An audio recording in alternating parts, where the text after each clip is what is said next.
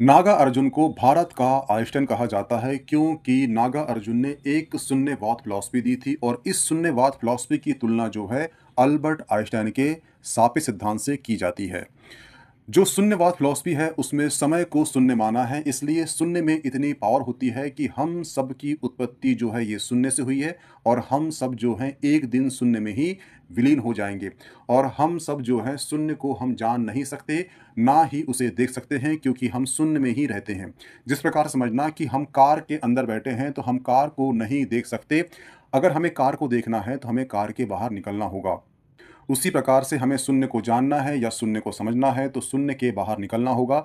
लेकिन समस्या ये है कि हम सबका जो अस्तित्व है ये शून्य में निहित है। अगर आप देखो तो जो शून्यवाद है यही ग्रेविटी है और यही शून्यवाद जो है ब्लैक होल है। और जो ब्लैक होल सिद्धांत है उसमें बताया गया है कि ब्लैक होल में इतनी पावर होती है कि वो प्रकाश को भी अपने अंदर समाहित कर लेता है।